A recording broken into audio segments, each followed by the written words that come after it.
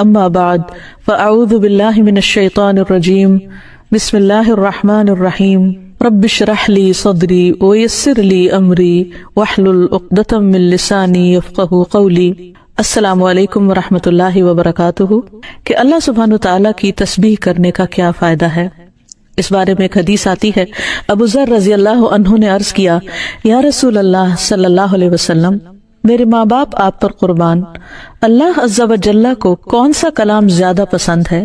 آپ نے فرمایا، جو اللہ تعالیٰ نے اپنے فرشتوں کے لیے پسند کر رکھا ہے، سبحان ربی و بحمدہ، سبحان ربی و بحمدہ۔ حقیقت یہ ہے کہ ساری مخلوق اللہ تعالیٰ کی تسبیح بیان کر رہی ہے۔ قرآن مجید میں آتا ہے، تسبح له السماوات السبع والارض ومن فيهن وان من شيء الا يسبح بحمده ولكن لا تفقهون تسبيحهم انه كان حليما غفورا۔ ساتوں آسمان اور زمین اور جو کچھ ان میں ہے سب اس کی تسبیح کر رہے ہیں، بلکہ کوئی بھی چیز ایسی نہیں جو اس کی حمد کے ساتھ اس کی تسبیح نہ کر رہی ہو، لیکن تم ان کی تسبیح کو سمجھتے نہیں، کیونکہ ہر ایک کا اپنا اپنا انداز ہے۔ وہ بڑا بردبار اور معاف فرمانے والا ہے۔ سورۃ النور میں بھی اللہ سبحانہ وتعالیٰ فرماتے ہیں، أَلَمْ تَرَ أَنَّ اللَّهَ يُسَبِّحُ لَهُ مَنْ فِي السَّمَاوَاتِ وَالْأَرْضِ وَالطَّيْرُ صَافَّاتٍ كُلٌّ قَدْ عَلِمَ صَلَاتَهُ وَتَسْبِيحَهُ وَاللَّهُ عَلِيمٌ بِمَا يَفْعَلُونَ۔ کیا تم دیکھتے نہیں کہ آسمانوں اور زمین میں جو کچھ ہے اور فضا میں پر پھیلائے ہوئے پرندے سبھی کے سب یہ اللہ کی تسبیح کر رہے ہیں؟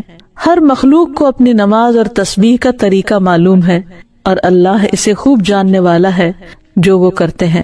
بہت ہی خوبصورت آیت ہے جس سے یہ پتہ چلتا ہے کہ نمبر ایک، ساری مخلوق تسبیح کر رہی ہے، سب اللہ کے ذکر میں مشغول ہیں، ایک ذرے سے لے کر بڑے بڑے ستارے اور سیارے، اور پھر خصوصاً پرندوں کی بات کی گئی، یعنی زمین اور آسمان کی مخلوق تو کر ہی رہی ہے تسبیح، لیکن ان دونوں کے درمیان جو پرندے اڑتے ہوئے نظر آ رہے ہیں اور بعض اوقات صفوں کی شکل میں، یعنی صف باندھے ہوئے یا پر پھیلاتے ہوئے اور سکیڑتے ہوئے یا اڑتے ہوئے، سب مل کر یا اکیلے اکیلے، یہ سب اللہ سبحانہ وتعالیٰ کی پاکی بیان کرتے ہیں۔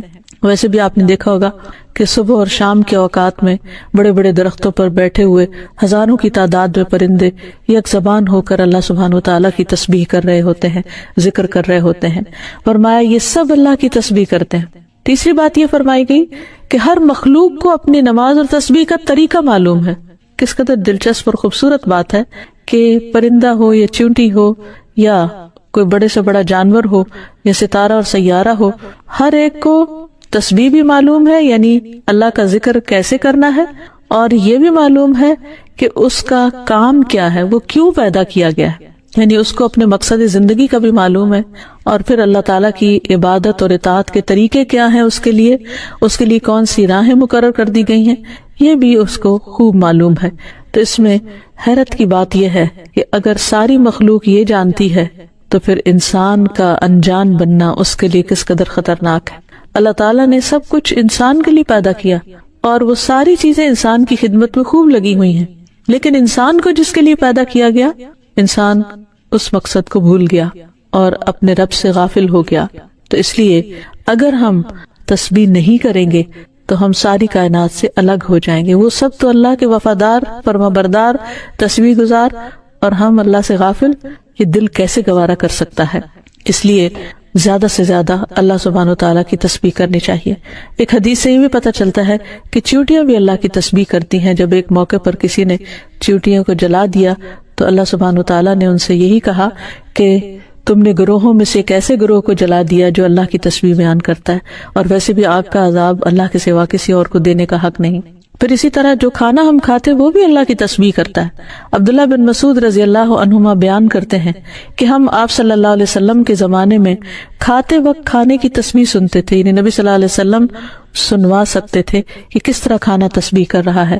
پھر اسی طرح فرشتے بھی اللہ تعالیٰ کی تسبیح کرتے ہیں، جس کا وہ اقرار خود کر رہے تھے کہ وَنَحْنُ نُسَبِّحُ بِحَمْدِكَ وَنُقَدِّسُ لَكَ، کہ ہم تیری حمد کے ساتھ تیری تسبیح کرتے ہیں اور تیری پاکی بیان کرتے ہیں۔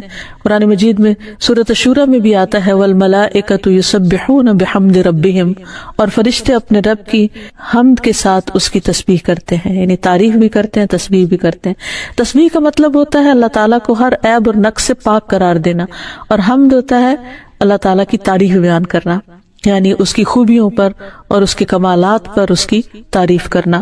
پھر اسی طرح وہ فرشتے جو عرش کو اٹھائے ہوئے ہیں وہ بھی اللہ تعالیٰ کی تسبیح کرتے رہتے ہیں۔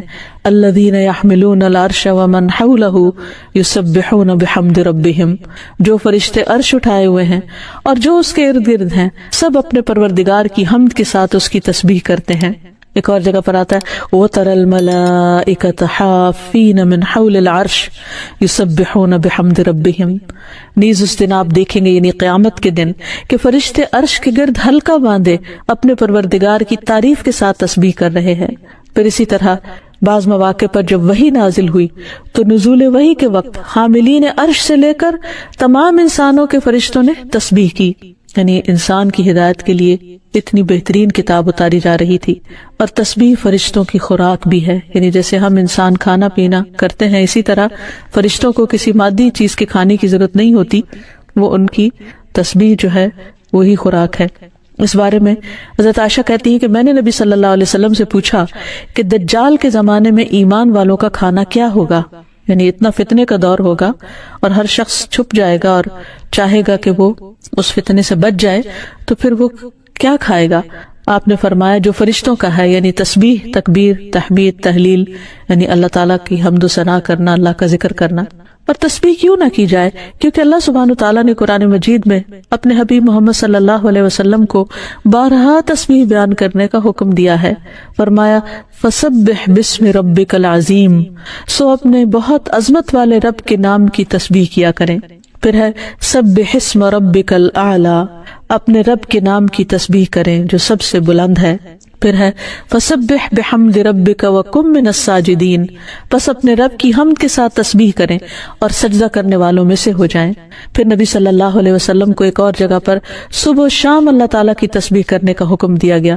سورۃ طٰہٰ میں اللہ تعالیٰ فرماتے ہیں سو اس پر صبر کرو جو وہ کہتے ہیں، اور سورج طلوع ہونے سے پہلے اور اس کے غروب ہونے سے پہلے اپنے رب کی حمد کے ساتھ تسبیح کرو، اور رات کے کچھ اوقات میں بھی پس تسبیح کرو، اور دن کے کناروں میں بھی، تاکہ تم خوش ہو جاؤ۔ یعنی خوشی کا راز، اطمینان اور سکون کا راز اللہ تعالیٰ کی تسبیح کرنے میں ہے، جو ذکر کا ایک بہترین طریقہ ہے، اور یہ ایمان والوں کی علامت بھی ہے، کیونکہ قرآن مجید میں آتا ہے انما یؤمن بآیاتنا الذین اذا ذکروا بها خروا سجدا وسبحوا بحمد ربهم وهم لا یستکبرون، کہ ہماری آیات پر تو وہی لوگ ایمان رکھتے ہیں کہ جب انہیں ان کے ساتھ نصیحت کی جاتی ہے تو وہ سجدہ کرتے ہوئے گر پڑتے ہیں، یعنی جھک جاتے ہیں، اور اپنے رب کے حمد کے ساتھ اس کی تسبیح کرتے ہیں اور وہ تکبر نہیں کرتے۔ یعنی یہ ہوتی ہے مومن کی شان کہ وہ اللہ کی تعریف میں کھویا ہوتا ہے، اللہ کی پاکیزگی بیان کرتا ہے، وہ اپنے رب کی قدر کو پہچانتا ہے اور اپنے کوتاہیوں کو اور اپنی غلطیوں کو، اسی لیے وہ اللہ تعالیٰ کی پاکی بیان کرتا ہے اور اپنے قصور کا اعتراف کرتا ہے، اور اس کی زبان اللہ کے ذکر سے تر رہتی ہے۔ پھر اسی طرح یہ ہے کہ تسبیح تمام مخلوق کے رزق کی کنجی بھی ہے۔ اللہ کے نبی نوح علیہ السلام کی وفات کا وقت جب قریب آیا تو انہوں نے اپنے بیٹے سے فرمایا کہ میں تمہیں ایک وصیت کر رہا ہوں، سبحان اللہ و بحمدہ کا ورد کرتے رہنا، یہ ہر چیز کی نماز ہے، اس کے ذریعے مخلوق کو رزق ملتا ہے۔ تو جو شخص یہ چاہتا ہو کہ اس کے رزق میں کشادگی ہو، اسے بھی کثرت کے ساتھ تسبیح کرنی چاہیے۔ جو شخص دنیا میں ہوتے ہوئے آخرت نہیں سوچتا وہ غافل شخص ہے، اور جو صرف دنیا چاہتا ہے اس کو آخرت میں کچھ نہیں ملتا۔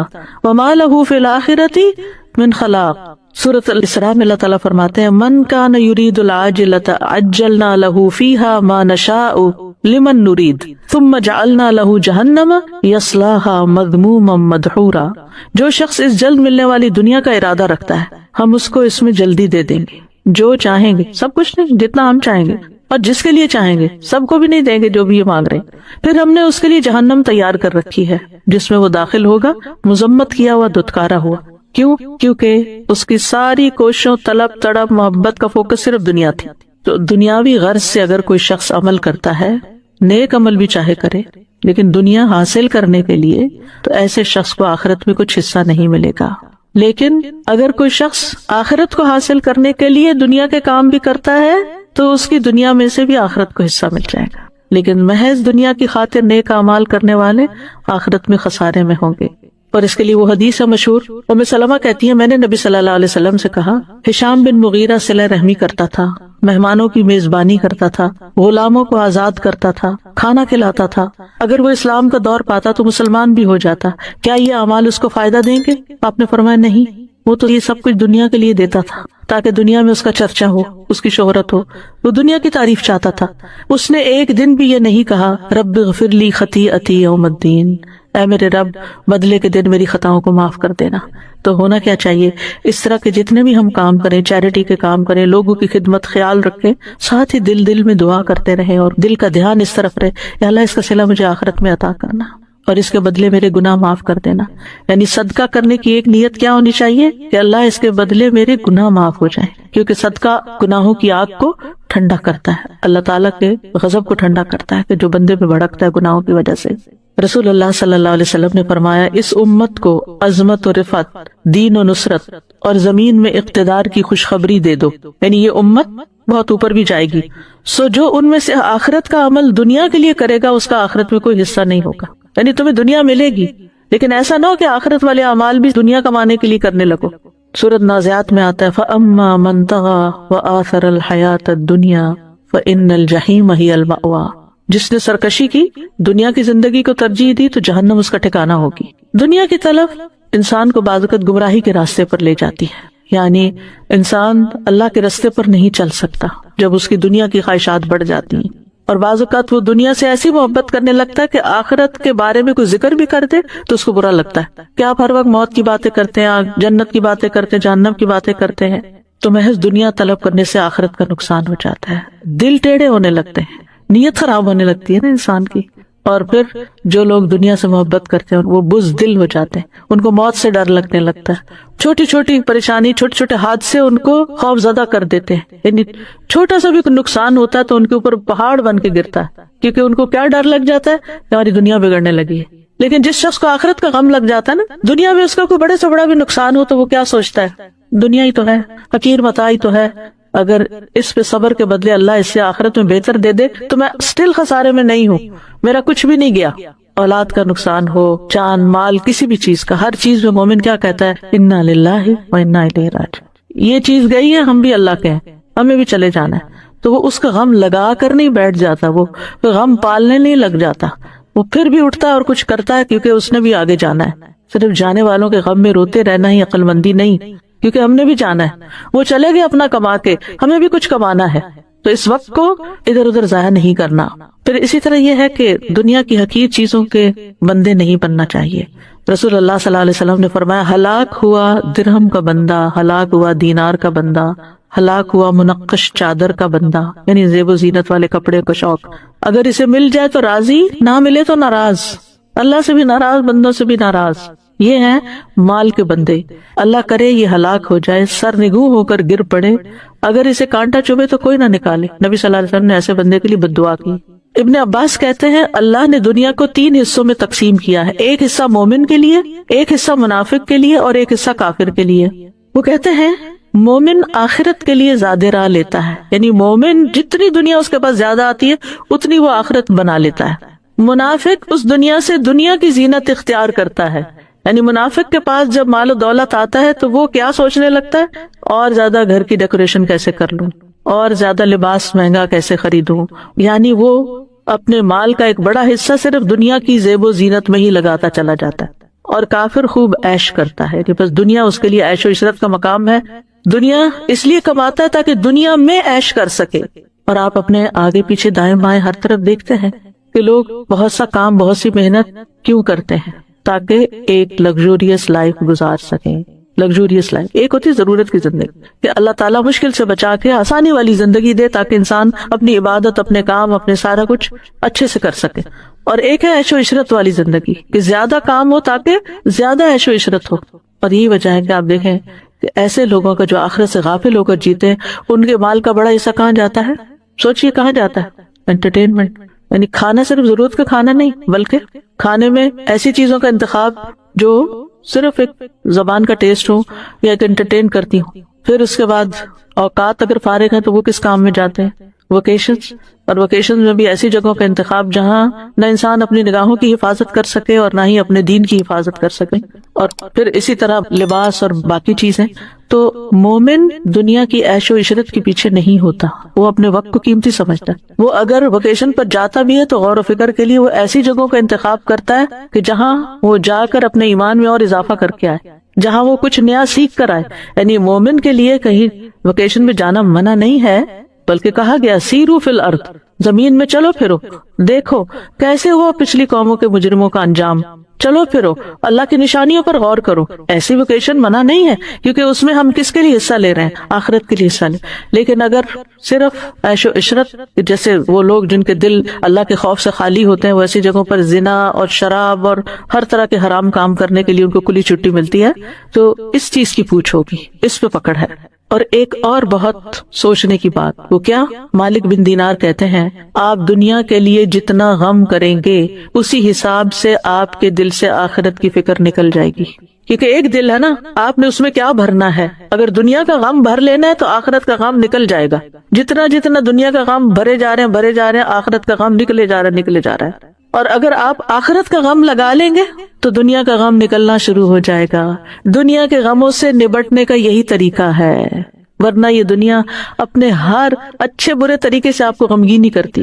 بہت ساری نعمتیں مل جائیں وہ بھی غمگین کر دیتی ہیں کہ یہ پرانی ہو جائیں گی، یہ ختم ہو جائیں گی. ان چیزوں کا ملنا بھی غم. اولاد مل جاتی ہے تو یہ تھوڑی ہوتا ہے کہ صرف آپ خوش ہوتے ہیں، جتنے خوش ہوتے ہیں نا اسے 10 سے زیادہ فکر کرتے ہیں اور غمگین بھی ہوتے ہیں. اسی طرح مال، کوئی دنیا کی کوئی بھی چیز لے، ہے جو گھٹیا، ادنا، کم تر، تو پھر اس کی کوئی بھی چیز غم، رنج، فکر، کانٹوں سے پاک نہیں ہے. یہاں ہر چیز کے ساتھ مسائل ہیں. تو اس لیے پھر انسان آخرت کا فکر لگا لے، آخرت کا غم لگا لے. اور جب آخرت کا غم ہوگے تو انسان کہے گا یہ دنیا یہ 4 دن کی بات ہے مشکل وقت، گزر جائے گا، نکل جائے گا، ختم ہو جائے گا. دنیا میں نہ کوئی بیماری ہمیشہ رہنے والی ہے، نہ کوئی مسئلہ ہمیشہ رہنے والا ہے، نہ کوئی بھوک افلاس ہمیشہ رہنے والا ہے، کچھ بھی ہمیشہ رہنے والا نہیں. یہ سب کچھ موت کے ساتھ ختم ہو جائے گا. لیکن موت کے بعد کوئی مسئلہ پیش آ گیا تو آپ اکیلے ہیں بھگتنے کے لیے، وہاں کوئی ساتھ نہیں اور وہ ختم بھی نہیں ہونے والا. وہ پھنس گئے مصیبت میں. ایک جنازہ جا رہا تھا تو آپ نے فرمایا مستریح و مستراح. مستریح یا راحت پانے والا، مستراح جس سے راحت پائی جائے. مستریح مومن ہوتا ہے جو دنیا کے غموں، فکروں، پریشانیوں، تکلیفوں، بیماریوں، ہر چیز سے نجات پا کر اللہ کی رحمت میں ڈھانپا جاتا ہے. آگے اس کے لیے فرشتے استقبال کرنے والے، نورانی شکلوں والے، اس کی جان نکالنے والے، اس کو روح و ریحان ان کی خوشخبری دینے والے. قبر اس کے لیے بہت وسیع باغ کی طرح، اور اس کے لیے آرام اور راحت اور نعیم، اور پھر رب کی رضا کی خوشخبری جنت کو دکھا دیا جائے گا. مستریح دنیا میں نہیں جانا واپس، غموں کا گھر. وہ دنیا میں رہنے کو پسند ہی نہیں کرے گا، ہاں سوائے ایک کے جو شہید ہو کر آئے، وہ ایک دفعہ بھیجے وہی لذت پا کر آؤ اللہ کی راہ میں جان دینے کی جو پہلے پائی تھی. باقی وہاں جس کو اچھا استقبال مل گیا بس اس کی تو عیش ہو گئی. اب عیش ہی عیش ہے. پھر قیامت کے دن اٹھے گا، وہاں راحت ہے، اللہ تعالیٰ سے ملاقات انتہائی خوشگوار ہے. اور پھر اس کے بعد حساب کتاب، میزان پہ، حوض کوثر پر نبی صلی اللہ علیہ وسلم سے ملاقات ہے. پل صراط میں آنکھ چھپکتے گزر گئے، پھر آگے جنتیں، راحتیں، نعمتیں، اللہ کا دیدار، کیا کچھ ہے مومن کے لیے. مستریح. اور دوسرا ہے مستراح. وہ کون ہے؟ جو مرتا ہے تو لوگوں کو سکون ملتا ہے، لوگوں کی زندگی آرام میں آتی ہے، کیونکہ اس نے اتنا فساد مچایا ہوا ہوتا ہے فرعون کی طرح دنیا میں، کہ جب ایسے فرعون دنیا سے جاتے ہیں، ایسے فسادی لوگ دنیا سے جاتے ہیں، ایسے فسادی لوگ گھر سے نکلتے ہیں تو گھر والے شکر کرتے ہیں، اللہ تیرا شکر ہے تو نے اٹھا لیا اس بندے کو، ہماری جان آسان ہو گئی. ایسے نہ بنے کہ لوگ آپ کے مرنے کی دعائیں کرنے لگے، لوگوں کے فائدے کے بنے، لوگوں کے کام کے بنے. کچھ لوگ ایسے ہوتے ہیں جن کی زندگیاں گھر والوں نے حرام کی ہوئی ہوتی، اور بعض اوقات صرف ایک خاتون یا ایک مرد کی وجہ سے وہ زندگی حرام. ابیوسو ہسبینڈ، یعنی کوئی کام سیدھا نہیں، کوئی بات سیدھی نہیں، ہر بات پہ گالیاں گلوچ، مار کٹائی، لڑائی جھگڑے.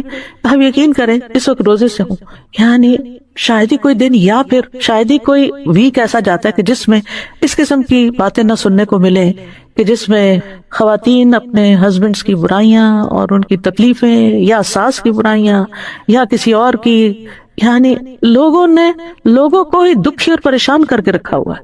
لوگوں نے لوگوں کی زندگی حرام کی ہوئی، گھر میں لڑائیاں، بچوں کی طرف سے پریشانیاں، لگتا ہے کہ کوئی گھر خالی نہیں ہے. اس سے لوگوں کو آخرت بھول گئی ہے، اسی لیے وہ اپنی زبان سے دوسروں کو تکلیف دیتے، اسی لیے وہ دوسروں کے اوپر ظلم ڈالتے، اسی لیے بدتمیزی اور بد اخلاقی کرتے کہ کوئی ان کو پوچھنے والا نہیں ہے. اگر انہیں اللہ کا ڈر ہو، اللہ کا تقویٰ ہو، انہیں فکر ہو کہ قبر میں بھی جانا ہے، فرشتے نے جان لینے بھی آنا ہے، اور ایسا بے بس ہو کے پڑا ہوں گا کہ کوئی بھی مدد نہیں کرے گا، تو رہ جائے گا یہ سارا دنیا کا ساز و سامان. بعض اوقات صرف مال کے پیچھے جھگڑے ہیں، بہن بھائی خون کے رشتے آپس میں کٹے ہوئے اور ایک دوسرے پہ مقدمے کر رہے ہیں، ایک دوسرے سے لڑائیاں کر رہے ہیں. یعنی حد ہی ہو گئی ہے فتنے فساد کی کہ آپ جدھر نظر اٹھا کے دیکھتے جس بندے کے پاس بیٹھتے ہیں وہیں کوئی نہ کوئی ایسے ظلم کی داستانیں ہیں. ہم کدھر کو جا رہے ہیں؟ ہم کیا کر رہے ہیں؟ ہمیں اپنی آخرت بھولی ہوئی ہے، اس لیے یہ سب کچھ ہے. چھوٹے سے دنیا کے حقیر مال و متاع کے لیے آپس کی لڑائیاں ہو رہی ہیں. تو بہرحال جو دنیا کا غم لگاتا ہے وہ آخرت سے غافل ہو جاتا ہے، اور جو آخرت کا غم لگاتا ہے وہ دنیا کے غم سے آزاد ہو جاتا ہے. اور خاص طور پر جو ہی موت آتی ہے مستریح. اس لیے مومن جو ہے وہ موت کی تیاری کرتا ہے، فکر کرتا ہے کہ وہاں پریشانی نہ ہو، لیکن اس کو ایک پل خوشی بھی اندر سے ہوتی ہے کہ جانے سے فائدہ ہی ہے اگر اللہ تعالیٰ لے جاتا ہے. لیکن جو شخص دنیا سے محبت کرتا ہے اس کو دنیا چھوڑنے کا بھی بڑا غم ہے کہ میں دنیا چھوڑ آیا. وہ جس کو میں نے دن رات کمایا، وہ میرے کاروبار، وہ میرے بزنس، وہ میری جابیں، وہ میرے مال، وہ میرا بینک بیلنس، وہ کدھر گیا سب کچھ. یعنی ایک وہ شخص ہے جس کو ڈاکٹر کہتے ہیں بس آپ کے پاس 2 مہینے ہیں، اور اس نے اپنی آخرت کے لیے تیاری کی ہوتی ہے تو وہ سکون سے ان 2 ماہ کو گزارتا ہے اللہ کا ذکر کرتے، اللہ کا یاد کرتے ہوئے. اور ایک وہ شخص ہے جس نے صرف دنیا میں اپنا سب کچھ لگایا ہوتا ہے، جب اس کو موت کی خوشخبری کوئی دے دیتا ہے جب تو آپ کے پاس گنے چنے دن ہیں، تو اس کو یہ غم پھر بھی کم ہوتا ہے کہ آگے کیا ہونا ہے میرے ساتھ. اس کو پھر یہ غم ہوتا ہے کہ میرے پیچھے اس مال کا کیا ہوگا، ہائے افسوس میں اس سے فائدہ نہ اٹھا سکا، جس کے لیے میں نے چوری کی، ڈاکے ڈالے، لوگوں کے مال غصب کیے، حرام کھایا، اور ظلم اور زیادتی کے ساتھ میں نے اپنی زندگی گزاری. تو اس لیے ابھی وقت اور مہلت ہے ہمارے پاس، ہم اپنے رویوں کو ٹھیک کر لیں، ہم صبر سے کام لیں، ہم اپنے اخلاق کو اچھا کر لیں، اور ہم اپنی آخرت کو کسی قیمت پر نہ جانے دیں. جو ہمارا حصہ نہیں بنتا، جو ہمارا مال نہیں، اس کے اوپر ہم نظر ہی نہ رکھیں. ظلم اور زیادتی کے ساتھ کسی کا مال ہتھیانے کی کوشش نہ کریں، جھوٹ بول کر کسی سے کچھ حاصل نہ کریں، اور اگر سچ بول کر اپنا بھی کچھ جاتا ہے تو جو رزق آپ کی قسمت میں ہے وہ آپ کے پاس آئے گا. مومن کا یہ یقین ہوتا ہے کہ موت اس وقت تک نہیں آئے گی جب تک میں اپنا رزق پورا نہیں کر لوں. تو بہرحال ہمیں یہ دعا کرتے رہنا چاہیے کہ اللہ دنیا میں بھی اچھا دے، آخرت میں بھی اچھا دے، دونوں جگہ ہماری بھلائی ہو، لیکن آخرت مقصد اول اور دنیا مقصد ثانی ہو. یعنی ترتیب یہ ہو، یعنی اللہ کی رضا، آخرت کا ثواب، اور اس کے ساتھ ساتھ دنیا میں بھی ایک اچھی عزت والی زندگی ہو، آرام والی زندگی ہو کہ جس میں انسان کو فائدہ ہو. اب یہ جو حسنہ ہے نا، تو بعض اوقات ہم سمجھتے ہیں کہ حسنہ سے مراد صرف نعمتوں کا ملنا ہے نا. ہاں، اس کے ساتھ اللہ کی اطاعت کی توفیق ہونا، یہ بہت بڑی حسنہ ہے. مثلاً آپ اپنے والدین کے خدمت گزار ہیں، ان کے فرما بردار ہیں، آپ اپنے گھر میں ایک امن سکون قائم کیے ہوئے ہیں، آپ اپنے شوہر کے مددگار ہیں، آپ اپنے بچوں کی خدمت کرتے ہیں، اور خوش دلی سے. یاد رکھیں یہ کام سب کو کرنے پڑتے ہیں کسی نہ کسی درجے میں، تھوڑا یا زیادہ، لیکن ایک وہ ہے جو خوشی سے کرتا ہے، اجر کی نیت سے کرتا ہے، اور ایک وہ ہے جو مارے بندے کرتا ہے اور کر کے ضائع کرتا ہے. کام کر کے تھک گئے، 4 سنائی اس کو، 4 سنائی اس کو، سب ضائع، کوئی فائدہ نہ ہوا. تو یہ حسنہ کیا ہے کہ آپ کو اخلاق حسنہ نصیب ہو. جب ہم مانگتے ہیں ربنا آتنا فی الدنیا حسنہ، ساری بلائی اچھا اخلاق دے اللہ، تاکہ ہم تھکے بھی تو تیری خاطر صبر کریں، ہمیں کوئی تکلیف پہنچے تو تیری خاطر صبر کریں، فوراً چنک کے جواب نہ دیں. بعض لوگ ہوتے ہیں اتنی سی بات برداشت نہیں کرتے، ذرا سی بات برداشت نہیں کرتے، کسی نے ذرا سا کچھ کہہ دیا فوراً پلٹ کے جواب، اور ایسا جواب کے پہلے سے بھی زیادہ دوسرے کا دل جلا دیا. تو ان عادتوں پر بھی قابو پانے کی ضرورت ہے. آپ دیکھیے ماچس کی جو تیلی ہوتی ہے وہ کتنی چھوٹی سی ہوتی ہے، لیکن کتنے بڑے بڑے فساد کر جاتی ہے. بعض اوقات انسان کے منہ سے نکلی ہوئی چھوٹی سی بات ہوتی ہے لیکن ایسی آگ لگاتی ہے دوسروں کو کہ ہر چیز ہی جل کے رہ جاتی ہے، گھر برباد ہو جاتے ہیں، طلاقیں ہو جاتی ہیں، گھر ٹوٹ جاتے ہیں ایسی چھوٹی سی تیلی لگانے سے. تو اگر اللہ نے آپ کو بولنے کی طاقت دی ہے تو اس کو صحیح سے استعمال کریں. اور پھر آپ دیکھیے کہ جب انسان اپنی آخرت کی فکر کرتا ہے نا تو اس کی دنیا خود ہی سنورنے لگتی ہے. جو اللہ کی رضا چاہتا ہے پھر اس کے حالات درست ہونے لگتے ہیں، کیونکہ وہ اللہ کے لیے صبر کر لے گا، وہ اللہ کے لیے کسی کی مدد کر دے گا، وہ اللہ کے لیے ہر کام کرنے کو تیار ہو جائے. اور جو خیر بانٹتا ہے خیر پلٹ پلٹ کے اس کی طرف آتی ہے. تو آپ دیکھیے کہ اگر انسان اللہ کی رضا کے لیے اور آخرت کی کامیابی کے لیے مثلا دنیا میں عبادت کرتا ہے، استغفار کرتا ہے کہ اس کے گناہ معاف ہو جائیں، تو اس کے بدلے میں دنیا میں بھی بھلائی ملے گی، دنیا کا رزق بھی ملے گا، اولاد بھی ملے گی اور باقی چیزیں بھی پائے گا۔ اور اگر کوئی دین کو چھوڑ کر صرف دنیاوی مادی نعمتوں کو دنیا سمجھتا ہے تو وہ ساری چیزیں حسنہ میں نہیں آتی، یعنی پھر وہ ملی آپ کو تو آپ کے لیے شر بھی ہو سکتی، اللہ یہ کہ وہ خیر کے کاموں میں لگے۔ یعنی مثلاً اگر آپ صرف استغفار کرتے ہیں دنیا حاصل کرنے کے لیے اور آخرت کا کوئی ارادہ نہیں، تو ہو سکتا ہے کچھ دنیا مل جائے آپ کہ آپ کے گناہ معاف ہو، دنیا مل گئی، لیکن آگے والی چیز کہاں گئی؟ تو چاہے استغفار کرنے والے کوئی بھی کام کرنے والے ہوں تو لازماً اس کے نتائج کو ضرور دیکھیں جو اللہ تعالیٰ نے ہمیں بتائے ہیں۔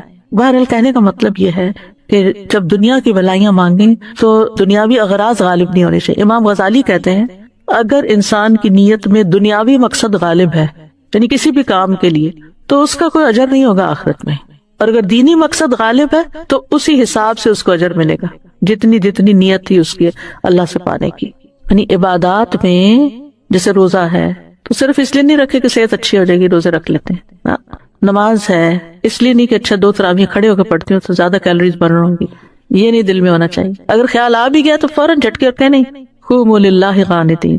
تو اگر اللہ کی عبادت اور اطاعت میں اللہ کی رضا حاصل کرنے کا غلبہ ہے، یعنی وہ اجر پانے کا زیادہ ہے تو ہی اجر ملے گا، ورنہ ظاہر۔ مثلاً حجاج کے لیے اجازت ہے کہ وہاں پر بزنس بھی کر لیں، لیس علیکم جناح ان تبتغوا فضلا من ربکم، حج کے لیے جا رہے ہو اگر کچھ خرید و فروخت کرنی ہے تو کر سکتے ہو، ایسا منع نہیں ہے۔ بعض لوگ بازار جانے کو انتہائی کنڈیم کرتے ہیں، ایسا نہیں ہے، آپ جا سکتے، آپ میں ہمت ہے تو آپ جائیں، آپ کو وقت ملا تو آپ جائیں۔ آپ اگر کچھ خریدتے ہیں کچھ یہاں سے لے جاتے ہیں سیل کرنے کے لیے، سیل کر کے کچھ نفع کما کے اس سے کچھ اپنے خرچ پورے کرتے، کوئی منع نہیں۔ لیکن اگر آپ جاتے ہی صرف اس نیت کے لیے ہیں، آپ کہتے ہیں مجھے اپنا بزنس کرنا اور میں حج بھی کر لوں گا، تو یہ نہیں ہونا چاہیے، ٹھیک ہے نا۔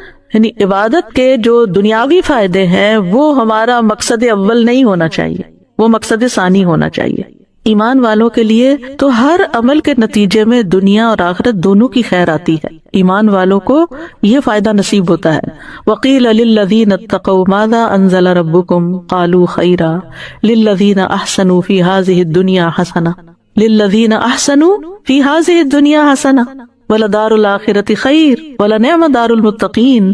جنہوں نے تقوی اختیار کیا ان سے کہا گیا تمہارے رب نے کیا نازل فرمایا، تو انہوں نے کہا بہترین بات ان لوگوں کے لیے جنہوں نے بھلائی کی، اس دنیا میں بڑی بھلائی ہے اور آخرت کا گھر تو بہت بہتر ہے، اور یقیناً تقوی والوں کے لیے اچھا گھر ہے، یعنی آخرت کا گھر۔ اللہ کے دوستوں کے لیے دنیا اور آخرت دونوں کی خوشخبریاں ہوتی ہیں۔ الا ان اولیاء اللہ لا خوف علیہم ولا هم یحزنون، سنو اللہ کے دوستوں کو نہ کچھ خوف ہوگا نہ غمگین ہوں گے۔ کون ہے اللہ کے دوست؟ الذین آمنوا وکانوا یتقون، وہ جو ایمان لائے اور وہ تقوی اختیار کرتے ہیں۔ لہم البشری فی الحیاۃ الدنیا، ان کے لیے دنیا کی زندگی میں بھی خوشخبری ہے، وفی الآخرہ، آخرت میں بھی خوشخبریاں ہیں۔ لا تبدیل لکلمات اللہ، اللہ کی باتیں نہیں بدلتی، اللہ کی باتیں بالکل سچی ہیں۔ ذالک هو الفوز العظیم، یہ ہے عظیم الشان کامیابی، یہ سب سے بڑی کامیابی، اور یہ مومن کو ہی ملتی ہے، کیونکہ مومن کے لیے دنیا کی نعمتیں حرام تھوڑی ہیں۔ قل من حرم زینۃ اللہ التی اخرج لعبادہ والطیبات من الرزق قل ہی للذین آمنوا فی الحیاۃ الدنیا خالصۃ یوم القیامہ، کہہ دیجیے اللہ کی وہ زینت جو اس نے اپنے بندوں کے لیے پیدا کی اور رزق میں سے پاکیزہ چیزیں کس نے حرام کی، کہہ دیجیے یہ چیزیں دنیا کی زندگی میں ان لوگوں کے لیے جو ایمان لائے، اور قیامت کے دن بھی خالصتاً ان کے لیے ہوں گی۔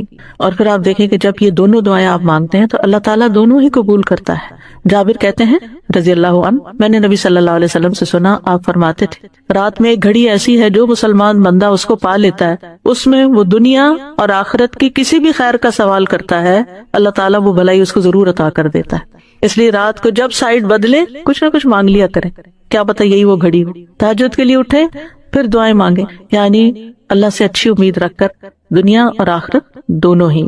پھر اسی طرح آپ دیکھیں کہ کسی کو خالی دنیا کی دعا دینا منع نہیں، زیادہ بہتر ہے کہ آپ اس طرح دعا دیا کریں اللہ تعالیٰ آپ کو دنیا اور آخرت کی تمام بھلائیاں عطا کرے، اور یہ اسی دعا کا ترجمہ ہے بیسیکلی، ٹھیک ہے۔ لیکن جب آپ دنیا کی بھی بھلائی کی کسی کو دعا دینا تو اس سے مقصد یہی ہو کہ یہ نعمتیں اس کو جو ملے اس سے ہی اپنی آخرت کما لے، یہ ٹولز ہیں آخرت کے لیے۔ حضرت انس کہتے ہیں نبی صلی اللہ علیہ وسلم ہمارے ہاں تشریف لائے، وہاں میری والدہ اور میری خالہ ام حرام کے سوا کوئی نہیں تھا، یعنی 2 مرد 2 عورتیں، نبی صلی اللہ علیہ وسلم اور حضرت انس اور 2 عورتیں، یعنی امی اور خالہ۔ آپ نے فرمایا کھڑے ہو جاؤ میں تمہیں نماز پڑھاؤں، فرض نماز کے وقت کے علاوہ کی نماز تھی، نفل نماز سے، تو آپ نے جماعت سے نماز پڑھائی ہوگی، جیسے آج کل ہم تراویح پڑھتے ہیں، اور کچھ لوگ جماعت مسجد میں پڑھ کے آ جاتے ہیں گھر، اور پھر گھر تراویح پڑھ لیتے ہیں، ایسا بھی کیا جا سکتا ہے۔ پھر آپ صلی اللہ علیہ وسلم نے ہمارے سب گھر والوں کے لیے دنیا اور آخرت کی تمام بھلائیوں کی دعا کی۔ یہ آپ کی سنت، آپ کا طریقہ ہے نا، کسی کے گھر جائیں تو اس گھر میں آپ اس طرح نماز بھی پڑھ سکتے ہیں اور گھر والوں کو دعا بھی دے سکتے ہیں۔ اس کے بعد میری ماں کہنے لگی، اللہ کے رسول صلی اللہ علیہ وسلم، یہ آپ کا چھوٹا سا خدمت گزار ہے، اس کے لیے خصوصی دعا کریں، یعنی حضرت انس، تو آپ نے میرے لیے ہر بھلائی کی دعا کی۔ میرے لیے آپ نے جو دعا کی اس کے آخر میں یہ تھا، اللہم اکثر مالہ و ولدہ و بارک لہ فی، اے اللہ اس کا مال اور اس کی اولاد زیادہ کر اور اس کے لیے ان میں برکت ڈال دے، یعنی صرف دنیا کی یہ 2-3 چیزیں مانگی۔ تو یہ دعا دینے کا طریقہ بھی آنا چاہیے، یعنی دوسروں کو ہم سب سے بہترین تحفہ جو دے سکتے ہیں وہ دعا کا تحفہ ہے، اور دل سے دینی چاہیے، صرف تکلفاً اور رسماً نہیں ہونی چاہیے۔ اور پھر یہ کہ دنیا اور آخرت کی ہر بھلائی کی دعا کرنی چاہیے، اور اس کے علاوہ کوئی خاص دعا آپ کسی کو دینا چاہے تو وہ بھی دے سکتے ہیں۔ اب دنیا کی بھلائی میں کیا کیا چیزیں شامل ہیں خاص طور پر، یعنی پہلے کچھ اس کا ذکر تو ہو چکا ہے اجمالی طور پر، لیکن اب ٹو دا پوائنٹ چند باتیں کروں گی۔ سب سے پہلے یہ کہ سب سے بڑی دولت اور نعمت دنیا میں اسلام ہے، دین ہے۔ الحمدللہ اللہ نے ہمیں یہ دولت عطا کی ہے، ہمیں مسلمان پیدا کیا، ہمیں دین دیا۔ اس کے لیے ہمیں اللہ سے دعا کرنی چاہیے کہ اللہ ہمیں دین کا نقمند علم عطا فرمائے، یہ سب سے بڑی دولت ہے۔ ایمان کے بعد جو دولت مانگنی چاہیے وہ ربی زدنی علما ہے، یہ مل گیا آپ کو، آپ کے علم میں اضافہ ہوتا گیا تو نتیجہ کیا ہوگا، آپ کے نیک اعمال زیادہ ہوتے جائیں گے۔ علم سرمایہ کی طرح ہے، جتنا مال زیادہ ہوگا نا اتنا آپ زیادہ خرید سکتے ہیں کوئی چیز، جتنا علم زیادہ ہوگا اتنے آپ کو نیکیاں کرنے کے زیادہ طریقے پتہ چل جائیں گے کہ کیا کیا کرنا ہے۔ اس لیے علم حاصل کرنے کے حریص ہونا چاہیے، اور علم کی مجالس کا حریص ہونا چاہیے۔ یہ دنیا کی بہت بڑی حسنہ ہے، بہت بڑی بھلائی ہے، جس کو یہ نصیب ہو جائے کہ اس کو اللہ تعالیٰ موقع دے دے، وقت دے دے، توفیق دے دے کہ وہ علم کی مجلس میں حاضر ہو جائے اور وہاں سے کچھ لے کے اٹھے، کوئی خزانہ پا کے جائے اور اس پر پھر عمل بھی کرے۔ اس کے بعد سب سے بڑی دولت نیک اعمال کی توفیق ملنا۔ نبی صلی اللہ علیہ وسلم نے فرمایا، نیک عمل کرو۔ ہر شخص کو ان اعمال کی توفیق دی جاتی ہے جن کے لیے وہ پیدا کیا گیا۔ جو شخص نیک ہوگا اسے نیکوں کے عمل کی توفیق ملی ہوتی ہے، اور جو بدبخت ہوتا ہے اسے بدبختوں کے عمل کی توفیق ملی ہوتی ہے۔ آپ دیکھیں بہت سے لوگ علم رکھتے ہیں مگر عمل کوئی نہیں کرتے، باتیں بہت کرتے ہیں، لیکن جب عمل کا وقت آتا ہے انہیں سمجھ ہی نہیں آتی انہوں نے کیا کرنا۔ اس لیے حکمت مانگنی چاہیے کہ اللہ ہمیں رائٹ ٹائم پہ رائٹ ڈیسیژن کرنے کی توفیق عطا کر، کہ کس وقت کرنا کیا ہے، ہمیں اپرچونٹیز اویل کرنے کی توفیق دے، کیونکہ بعض اوقات ہمارے گھر کے سامنے دریا بہ رہا ہوتا ہے اور ہم پیاسے بیٹھے ہوتے ہیں، کیونکہ ہمیں توفیق نہیں ہوتی، ہمیں سمجھ نہیں آ رہی ہوتی کہ یہ بھی خزانہ ہے۔ پھر آپ صلی اللہ علیہ وسلم نے یہ آیت بھی تلاوت کی، فَأَمَّا مَنْ أَعْطَى وَاتَّقَى وَصَدَّقَ بِالْحُسْنَى فَسَنُيَسِّرُهُ لِلْيُسْرَى۔ پھر یہ ہے کہ انسان اچھے علم پر عمل کے ساتھ ساتھ، توفیق مانگنے کے ساتھ ساتھ، ہر کام میں اللہ کی مرضی کو تلاش کرے، اس کے مطابق زندگی بسر کرے۔ فرمایا، افمن اتبع رضوان اللہ کمن باء بسخط من اللہ ومأواہ جہنم وبئس المصیر ہم درجات عند اللہ واللہ بصیر بما یعملون۔ آل عمران 162 اور 3۔ کیا وہ شخص جو اللہ کی رضا کے پیچھے چلا اس شخص جیسا ہے جو اللہ کی طرف سے کوئی ناراضگی لے کے لوٹا، جس کا ٹھکانہ جہنم ہے اور وہ برا ٹھکانہ ہے؟ یہ لوگ اللہ کے نزدیک مختلف درجات میں ہیں، اور اللہ خوب دیکھنے والا ہے جو وہ کر رہے ہیں۔ پھر نعمتوں کو صحیح استعمال کرنے کی توفیق مانگنا کہ اللہ جو تو نے دیا ہے اس کو مجھے اچھی طرح برتنا بھی نصیب فرما، کیونکہ کچھ لوگوں کے پاس بہت کچھ ہوتا ہے، انہیں سمجھ ہی نہیں آتی وہ کہاں خرچ کرے، وہ ادھر ادھر پھینکتے رہتے ہیں، فضول چیزوں پہ خرچ کرتے رہتے ہیں، گھر میں بیکار کی چیزیں خرید کر لے آتے ہیں جسے کوئی استعمال نہیں کرتا، ردی کی ٹوکری میں جاتی ہیں یا ایسی جگہ پر جہاں کوئی بھی ان کا خریدار نہیں ہوتا۔ مطلب کیا ہے؟ مطلب یہ کہ پھر سمجھ نہیں ہے نا، عقل نہیں ہے۔ تو نعمتوں کو صحیح استعمال کرنے کی توفیق ملنا بھی حسنہ ہے۔ تندرستی، وقت کا صحیح استعمال، لمحے کا صحیح استعمال، صرف ٹک ٹاک پر ہی نہیں بیٹھے رہیں کہ ایک کے بعد ایک چیز دیکھتے رہیں، انجوائے کرتے رہیں، صرف سیاست کے اوپر ہی باتیں نہ کرتے رہیں۔ افسوس یہ کہ آج کل اچھے بھلے عقل مند مسلمان جو قرآن پڑھے ہوئے ہیں، دین جانتے ہیں، وہ رمضان کی رحمتوں اور برکتوں سے فائدہ اٹھانے کی بجائے اپنی شخصیت پرستی میں مبتلا ہو کر اپنی شخصیتوں کے ترانے پڑھ رہے ہیں یا مخالفوں پر سچے جھوٹے الزام لگا رہے ہیں۔ کیا کما رہے ہیں؟ سوچو کیا کما رہے ہو؟ آپ کی ان باتوں سے کیا آپ کی تقدیر بدل جائے گی؟ کیا بنے گا آپ کا؟ کس قدر خسارے میں ہیں ہم؟ یہ لمحات، یہ گھڑیاں کوئی ہم نے گارنٹی لے رکھی ہے کہ اگلے سال ہمیں ملیں گی؟ خبروں پہ خبریں، تبصروں پہ تبصرے، باتوں پہ باتیں، نتیجہ کیا ہے؟ آج سے 1 سال پہلے آج کے دن جو خبریں تھی مشہور، کچھ یاد ہے آپ کو؟ کچھ بھی یاد نہیں. اس کا آپ کی زندگی پہ کیا اثر پڑا؟ اور اگر پڑا بھی، اگر کووڈ کی خبریں تھی کوئی اور پڑا بھی، تو آپ نے بٹ رہے نا اکیلے، کسی اور کو کیا اس سے؟ تو شخصیتوں پر باتیں کرنے اور تبصرے کرنے سے مکمل پرہیز کریں. الزام تراشی اور کانسپریسی اور یہ اور وہ اور ان سب باتوں سے زبان بند کر. ہمیں کچھ حقائق کا نہیں پتا ہوتا. اس دنیا میں بہت کچھ جھوٹ اور ملمہ سازی، اس لیے خاموشی بہتر ہے. من صمت نجا، جو خاموش رہا نجات پا گیا. آپ کی ایک بات جو آپ نے سوشل میڈیا پہ غلط کہی اور اس کو 1000 لوگوں نے آگے پھیلا دیا، تو کیا ہوگا قیامت کے دن؟ کیسی پکڑ ہوگی کہ وہ 1000 لوگوں کا بھی دین آپ کو پڑ جائے گا. تو اس لیے جو کرنے کا کام ہے اس کی طرف توجہ کریں. پھر اسی طرح بدن میں عافیت مانگنا، نیک بیوی اور اچھا پڑوسی مانگنا، اچھی سواری اور کشادہ گھر ملنا، یہ بھی انسان کی سعادت مندی کی علامت. یہ دعا کرنے میں کہ اللہ مجھے اچھی گاڑی دے، اس سے بہتر دے، اس سے اچھا گھر دے کہ جو میرے لیے زیادہ بہتر ہو تیرے دین کے کام کے لیے. پھر اسی طرح جو ملا ہے اس پر قناعت کرنا، اس پر قناعت، کنٹینٹمنٹ، یہ چیز انسان کے لیے بھلائی کی ہے. پھر صبر اور شکر کرنے والا دل اور ذکر کرنے والی زبان مانگنا، مال کو اچھے کاموں میں خرچ کرنے کی توفیق مانگنا. ایک عادت بنا لیں، جب کچھ آپ کے پاس آئے فوراً ایک دعا کہ اللہ اسے بہترین جگہ لگوانا، بہترین جگہ استعمال کروں جو تجھے راضی کر دے. تو آپ دیکھیں اللہ تعالیٰ آپ کو ایسے ایسے راستے دکھائے گا، آپ حیران ہو جائیں گے. پھر اپنے مال اسباب کو آخرت کے استعمال کی توفیق مانگنا، دنیا کو اس کے جائز حق میں استعمال کرنے کی توفیق مانگنا، اور دنیا کی زندگی سے آخرت کمانے والا بننا. پھر آخرت کی بھلائی میں کیا ہے؟ موت کے وقت آسانی مانگنا، یا اللہ موت کی سختیاں آسان کر دینا. پھر موت کے وقت کی خوشخبریاں ملنا، قبر کشادہ ہونا، قبر کی نعمتیں ملنا، حشر کا دن آسان ہونا. لا يحزنهم الفزع الاکبر، ایسے لوگ بھی ہوں گے جو اس بڑی گھبراہٹ کے دن بالکل گھبراہٹ میں نہیں ہوں گے، امن چین میں ہوں گے. حشر کے دن معافی کا پروانہ مل جانا، تمہیں معاف کر دیا گیا، جاؤ جنت میں. حوض کوثر کا پانی مل جانا، عرش کا سایہ ملنا، نامہ اعمال دائیں ہاتھ میں ملنا، پل صراط تیزی سے عبور کرنے کی توفیق مل جانا، جنت میں داخلہ اور جہنم سے بچاؤ مل جانا، جنت میں رب کا دیدار نصیب ہونا. کیونکہ اہل جنت کو اللہ کے دیدار سے زیادہ کوئی چیز عزیز نہیں ہوگی. سب نعمتیں بھول جائیں گے جب وہ اللہ کو دیکھے. اللہ ہمیں ان لوگوں میں شامل کر لے. ربنا آتنا فی الدنیا حسنہ وفی الآخرۃ حسنہ وقنا عذاب النار. اللہم انی اسألک العافیۃ فی الدنیا والآخرہ. اللہم انی اسألک العفو والعافیۃ فی دینی ودنیای واہلی ومالی. اللہم استر عوراتی وآمن روعاتی. اللہم احفظنی من بین یدی ومن خلفی وعن یمینی وعن شمالی واعوذ بعظمتک ان اغتال من تحتی. اللہم اغفر لنا وارحمنا وارزقنا. اللہم انا نعوذ بک من ضیق الدنیا وضیق یوم القیامہ. اللہم انا نعوذ بک من الکسل والحرم وسوء الکبر وفتنة الدنیا وعذاب القبر. اللہم اصلح لی دینی الذی هو عصمت امری واصلح لی دنیای التي فیہا معاشی واصلح لی آخرتی التي فیہا معادی. واجعل الحیاة زیادة لی فی کل خیر واجعل الموت راحة لی من کل شر.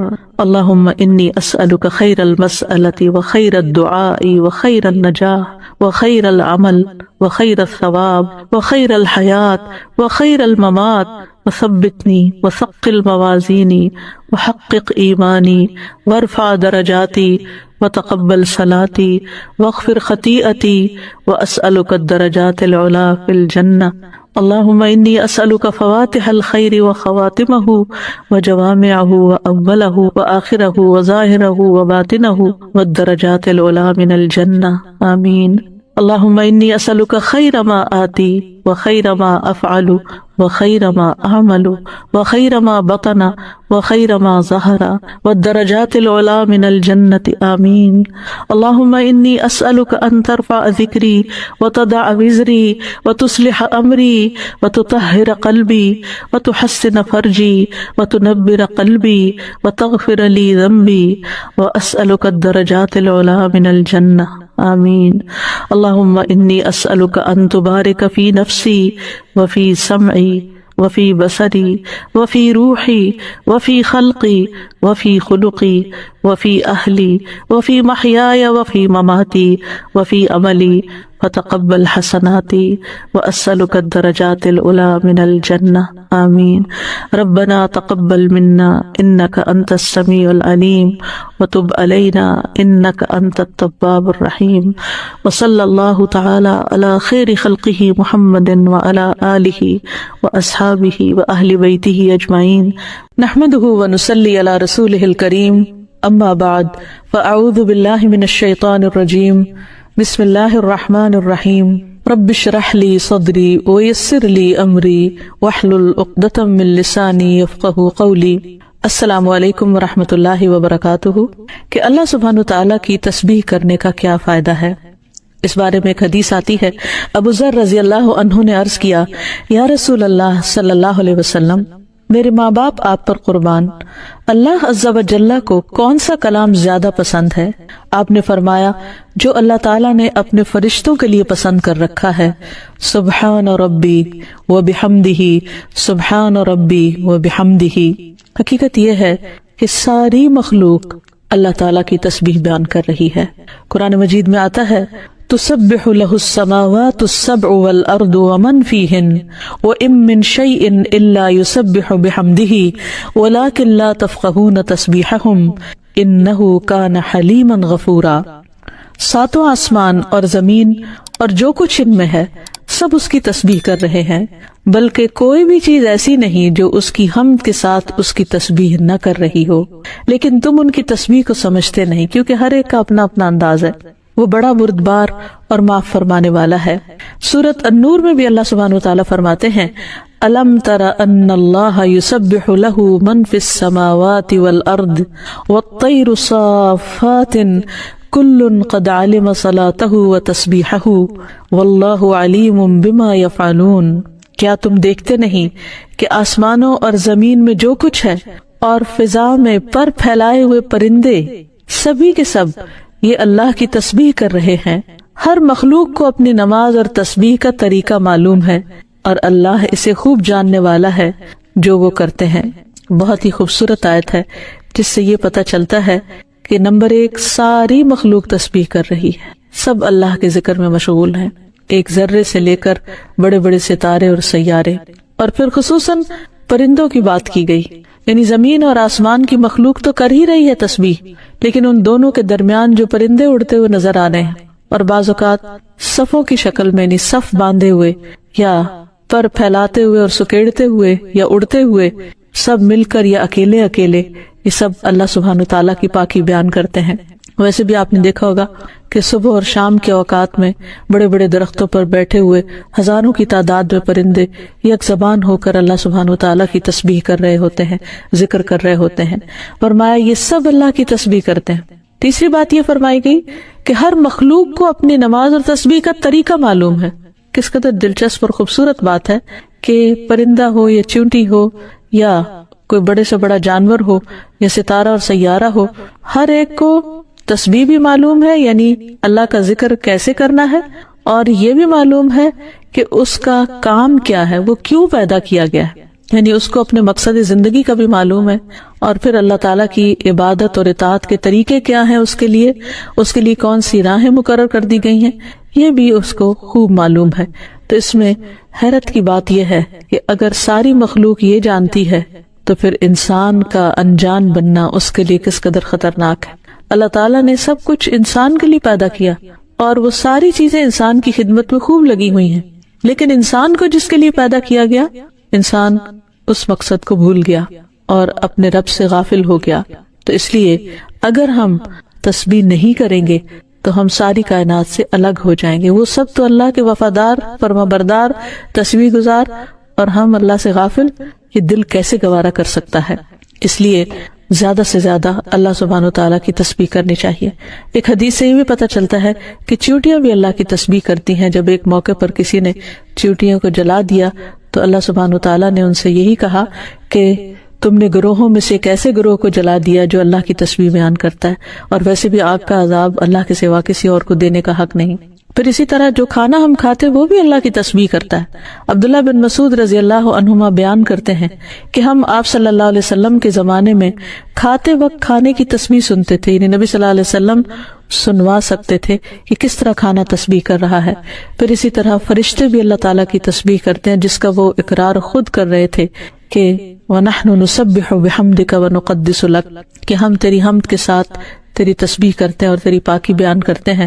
قرآن مجید میں سورۃ الشورى میں بھی آتا ہے وَالْمَلَائِكَةُ يُسَبِّحُونَ بِحَمْدِ رَبِّهِمْ، اور فرشتے اپنے رب کی حمد کے ساتھ اس کی تسبیح کرتے ہیں، یعنی تعریف بھی کرتے ہیں، تسبیح بھی کرتے ہیں۔ تسبیح کا مطلب ہوتا ہے اللہ تعالیٰ کو ہر عیب اور نقص سے پاک قرار دینا، اور حمد ہوتا ہے اللہ تعالیٰ کی تعریف بیان کرنا، یعنی اس کی خوبیوں پر اور اس کے کمالات پر اس کی تعریف کرنا۔ پھر اسی طرح وہ فرشتے جو عرش کو اٹھائے ہوئے ہیں وہ بھی اللہ تعالیٰ کی تسبیح کرتے رہتے ہیں۔ الذین یحملون العرش ومن حولہ یسبحون بحمد ربہم، جو فرشتے عرش اٹھائے ہوئے ہیں اور جو اس کے ارد گرد ہیں سب اپنے پروردگار کی حمد کے ساتھ اس کی تسبیح کرتے ہیں۔ ایک اور جگہ پر آتا ہے وَتَرَى الْمَلَائِكَةَ حَافِّينَ مِنْ حَوْلِ الْعَرْشِ يُسَبِّحُونَ بِحَمْدِ رَبِّهِمْ، نیز اس دن آپ دیکھیں گے یعنی قیامت کے دن کہ فرشتے عرش کے گرد حلقہ باندھے اپنے پروردگار کی تعریف کے ساتھ تسبیح کر رہے ہیں۔ پھر اسی طرح بعض مواقع پر جب وحی نازل ہوئی تو نزول وحی کے وقت حاملین عرش سے لے کر تمام انسانوں کے فرشتوں نے تسبیح کی، یعنی انسان کی ہدایت کے لیے اتنی بہترین کتاب اتاری جا رہی تھی۔ اور تسبیح فرشتوں کی خوراک بھی ہے، یعنی جیسے ہم انسان کھانا پینا کرتے ہیں اسی طرح فرشتوں کو کسی مادی چیز کے کھانے کی ضرورت نہیں ہوتی، وہ ان کی تسبیح جو ہے وہی خوراک ہے۔ اس بارے میں حضرت عائشہ کہتی ہیں کہ میں نے نبی صلی اللہ علیہ وسلم سے پوچھا کہ دجال کے زمانے میں ایمان والوں کا کھانا کیا ہوگا، یعنی اتنا فتنے کا دور ہوگا اور ہر شخص چھپ جائے گا اور چاہے گا کہ وہ اس فتنے سے بچ جائے، تو پھر وہ کیا کھائے گا؟ آپ نے فرمایا جو فرشتوں کا ہے، یعنی تسبیح، تکبیر، تحمید، تحلیل، یعنی اللہ تعالیٰ کی حمد و ثنا کرنا، اللہ کا ذکر کرنا۔ اور تسبیح کیوں نہ کی جائے؟ کیونکہ اللہ سبحانہ وتعالیٰ نے قرآن مجید میں اپنے حبیب محمد صلی اللہ علیہ وسلم کو بارہا تسبیح بیان کرنے کا حکم دیا ہے۔ فرمایا فسبح بسم ربک العظیم، سو اپنے بہت عظمت والے رب کے نام کی تسبیح کیا کریں۔ پھر ہے سبح اسم ربک الاعلی، اپنے رب کے نام کی تسبیح کریں جو سب سے بلند ہے۔ پھر ہے فسبح بحمد ربک وکن من الساجدین، پس اپنے رب کی حمد کے ساتھ تسبیح کریں اور سجدہ کرنے والوں میں سے ہو جائیں۔ پھر نبی صلی اللہ علیہ وسلم کو ایک اور جگہ پر صبح و شام اللہ تعالیٰ کی تسبیح کرنے کا حکم دیا گیا۔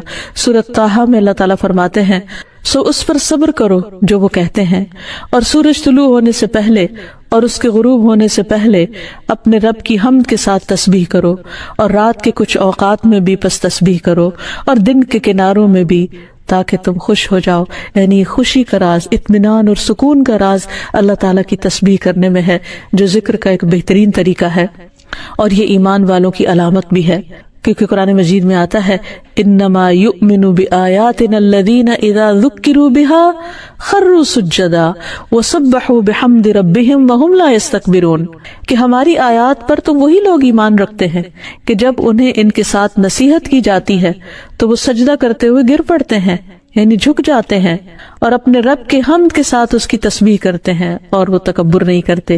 یعنی یہ ہوتی ہے مومن کی شان کہ وہ اللہ کی تعریف میں کھویا ہوتا ہے، اللہ کی پاکیزگی بیان کرتا ہے، وہ اپنے رب کی قدر کو پہچانتا ہے اور اپنے کوتاہیوں کو اور اپنی غلطیوں کو، اسی لیے وہ اللہ تعالیٰ کی پاکی بیان کرتا ہے اور اپنے قصور کا اعتراف کرتا ہے، اور اس کی زبان اللہ کے ذکر سے تر رہتی ہے۔